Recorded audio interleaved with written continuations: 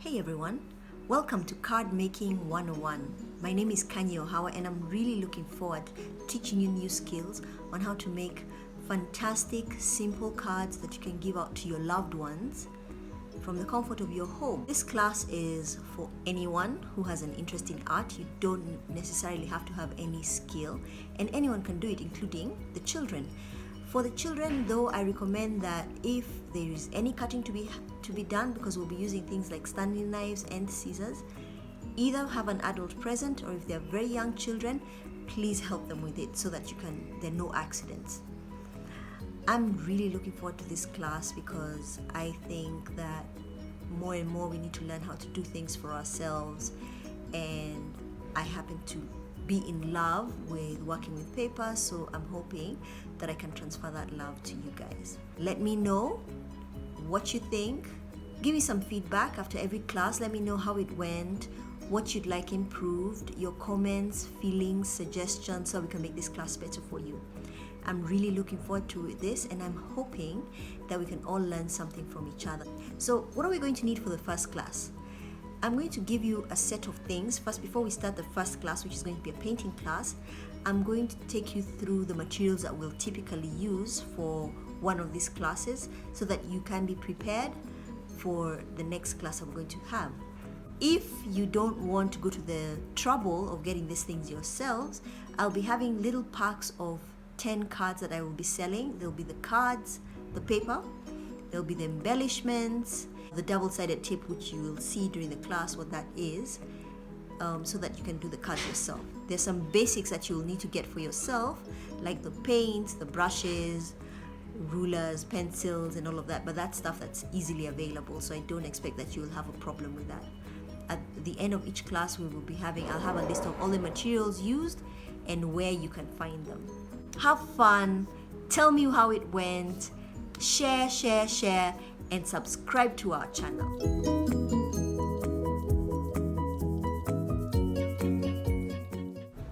So first you're going to need your base paper. I like to use a Conqueror board, which has a nice weight to it. It's got a matte feel. It's about 300 GSM for those who know about paper weights.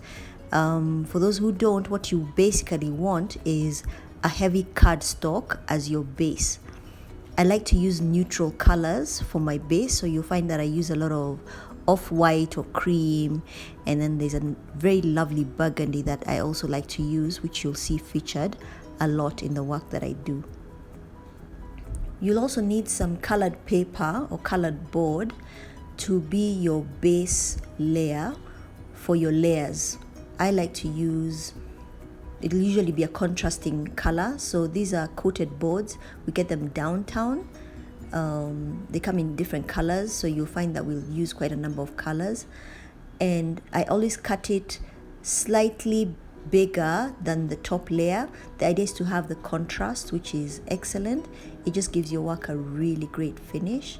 So cut your papers accordingly. You'll need a steel rule. I like to use steel rules because they're easier to handle. They don't shift around when you're cutting. Of course, it takes some getting used to also, and it's very accurate. You will also need your Stanley knife. Now this is good for cutting straight lines, and especially when you're cutting more than one piece of paper. Excellent. Do not give it to children. It will slice off your finger before you know it. You'll need the cutting mat. If you don't have a cutting mat, the great thing about a cutting mat is that you won't have any scarring on your surface. You can also use a glass top, because that's what I do sometimes if I don't have a cutting mat. You will also need your scissors. Scissors are good in the absence of Stanley knife. In case you don't have one, you can use it to cut the edges, but make sure you've drawn the straight line so that you're following a straight line when you're cutting. You will need a creasing tool.